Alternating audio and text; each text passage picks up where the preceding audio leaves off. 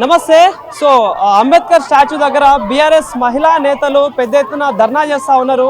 So బండి భగీరథను తక్షణమే arrest చేయాలి, ఆ మహిళ ఎవరైతే బాలిక ఉన్నారో ఆమెకు న్యాయం చేయాలంటూ కూడా బీఆర్ఎస్ మహిళా నేతలు పెద్ద ఎత్తున ఆందోళన చేస్తారు. వచ్చిన వాళ్ళని వచ్చినట్టుగా పోలీసులు అరెస్ట్ చేసిన పరిస్థితి. ఒకసారి మాట్లాడించే ప్రయత్నం చేద్దాం.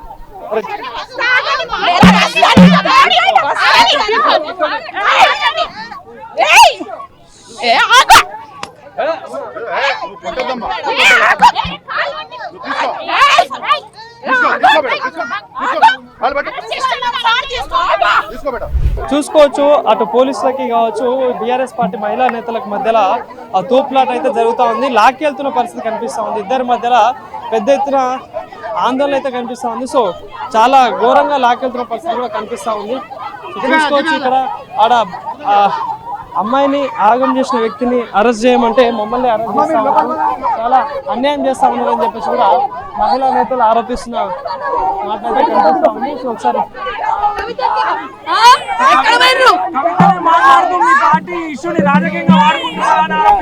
కవితకు బిడ్డ లేదు, బిడ్డ ఉండి చనిపోతుండే.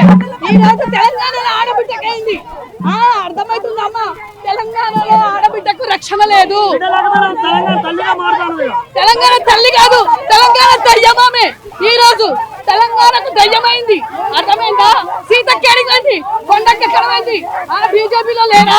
ఎవరు లేరు బీజేపీలో? మానవీయత ఎక్కడమైంది? मोदी सरकार, मोदी बेटी बढ़ाओ बेटी बचाओ बोले, आज हमारे तेलंगाना में ऐसा क्यों कर रहे हैं आप? क्यों कर रहे हैं? तेलंगाना में आपको जिंदा भाजपा को जिंदा सीएम रे అంటారు కదమ్మా. తెలంగాణలో కాంగ్రెస్ బీజేపీ వస్తే ఈ రోజు ఆడబిడ్డలకు న్యాయం లేదు.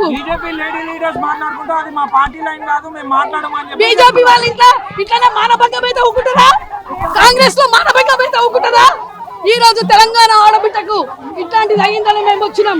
తెలంగాణ అంటే కేసీఆర్, కేసీఆర్ అంటేనే తెలంగాణ. మేము తెలంగాణ ఆడబిడ్డం సింగంలో మేము బిడ్డ బండి సంజయ్ నీ కొడుకుని తీసుకొని రా, నీ కొడుకుని తీసుకొచ్చి పోలీస్ స్టేషన్ లో అప్పచెప్పాలి. 20 సంవత్సరాల జైలు శిక్ష కావాలి. 20 సంవత్సరాల బర్తరఫ్ చేయండి బండి సంజయ్ని. దొంగవాడు ఇట్లాంటి దొంగలకు ఇస్తారా? హోంశాఖ మంత్రి లేడు పొట్టోడా, ఎక్కడున్నారా? నీ అమ్మ బిడ్డ నీకు బిడ్డలు లేరా? ఎందుకు ఇట్లా చేస్తున్నావు?